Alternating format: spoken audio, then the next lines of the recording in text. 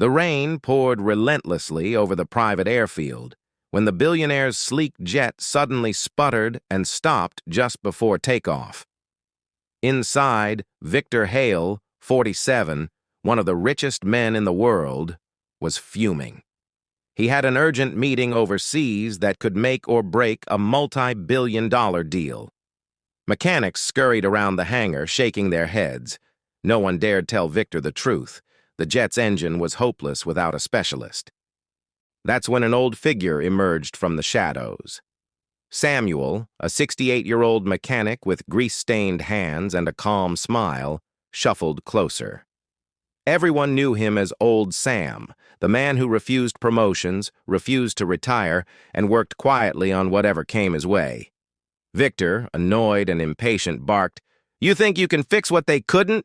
Do you even know what this machine is worth?" Sam simply nodded, his eyes twinkling. Without a word, he opened his battered toolbox and crawled under the jet. Hours passed. Victor watched in disbelief as the rain stopped and Sam worked with a strange mix of tenderness and mastery, whispering to the engine as though it were alive. Then, at last, the engine roared back to life. The hangar erupted in cheers. Victor, moved despite himself, pulled out his checkbook and scribbled down an amount. $1 million, he said, extending the check. "For you, Sam. You've saved me." But Sam just smiled faintly and shook his head. "Thank you, sir, but no." Victor stared. "No? Do you even understand what I'm offering?"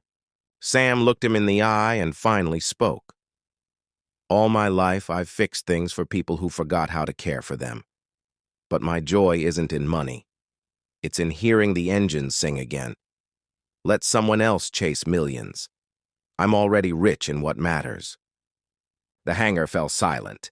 Even Victor, who measured everything in dollars, felt something crack inside him. He folded the check and slowly put it back in his pocket.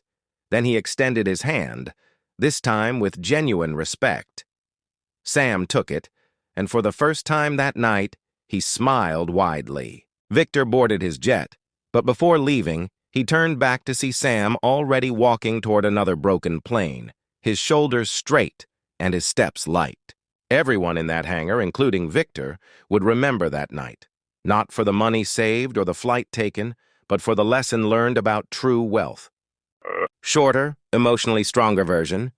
Rain lashed the hangar as Victor Hale's jet broke down minutes before his billion-dollar meeting.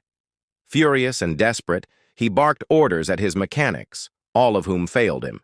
Then, quietly, Samuel, an old mechanic of 68, stepped forward, ignored Victor's insults, and got to work. Hours later, with nothing but his battered tools and calm hands, Sam brought the engine roaring back to life. The hangar erupted in cheers.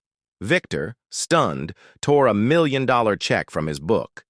"Here," he said, "you've earned it."